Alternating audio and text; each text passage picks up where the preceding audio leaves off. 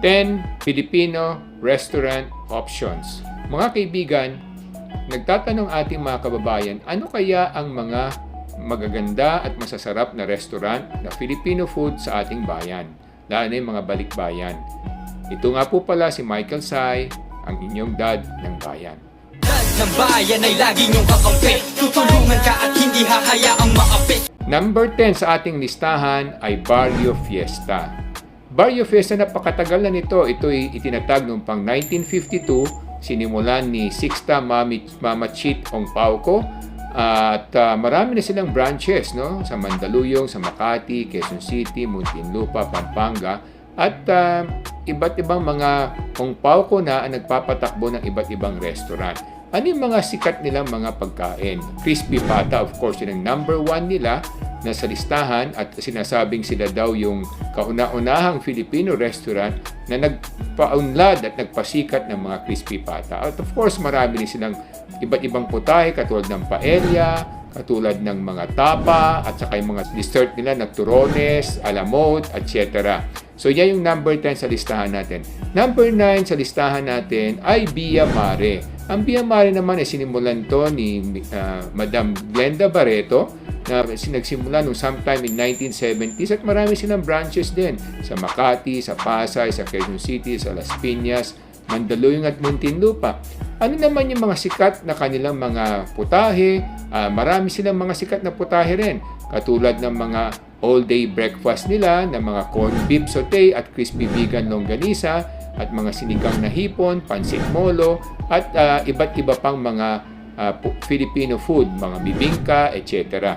So ngayon, puntahan natin yung number 8 sa listahan natin. Number 8 sa listahan natin ay Mesa. Ito ay medyo mas bago-bago kasi nung 2009 nasimulan at ito'y sinimulan ni Mr. Ricky D. Marami na rin silang branches sa Makati, sa Laguna, sa Cavite, sa Quezon City, sa Pasig.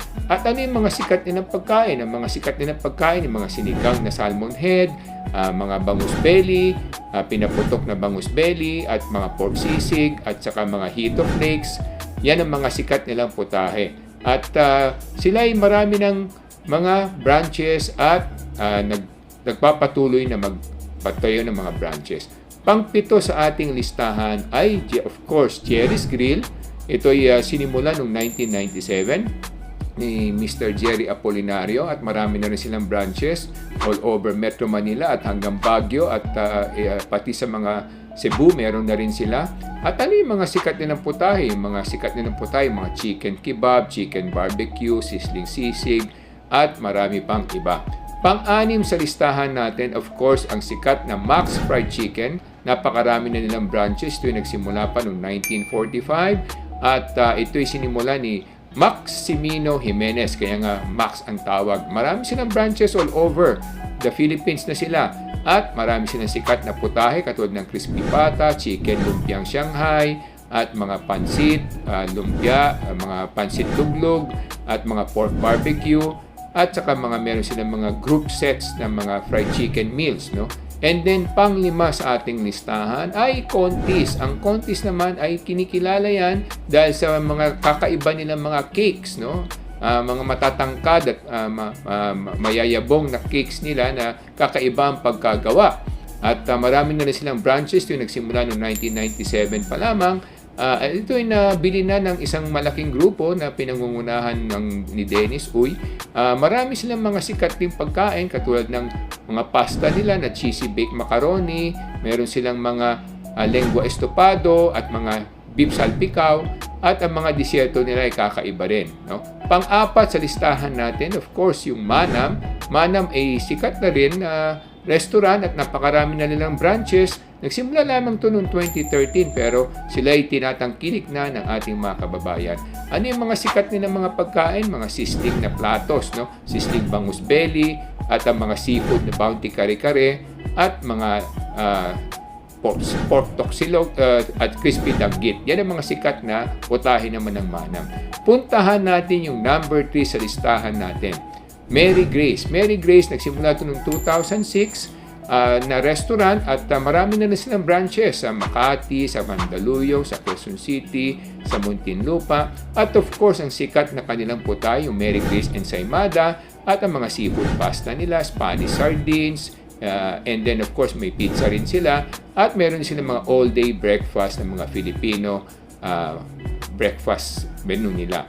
At number 2 sa listahan natin is Aristocrat. Ang Aristocrat ay isa sa pinakanaunang sikat na restaurant sa ating bayan.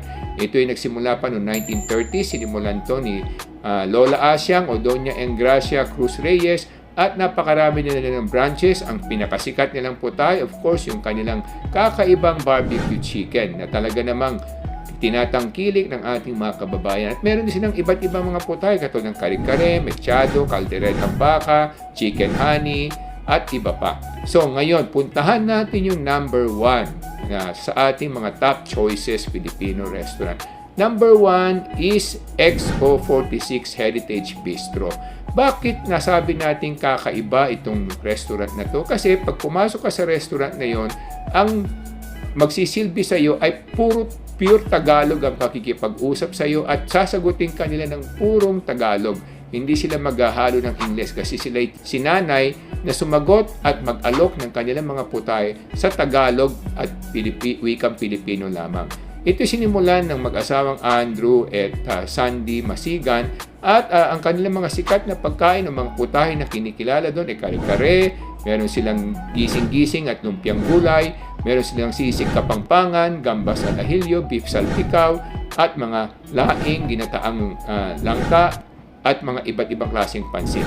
Yan po ang ating top 10 Filipino restaurant choices kung kayo'y naghahanap ng mga restaurant na mga Filipino ang putahe, para na sa ganon ma-enjoy nyo naman ang inyong bakasyon kung kayo naririto sa Pilipinas, o kung kayo naman ay taga-Pilipinas, at least matikman ninyo at makilala ninyo at maibida nyo ang iba't iba nating mga Filipino restaurant. Yan lamang po mga kababayan. Ako nga po pala si Michael Say, inyong dad ng bayan.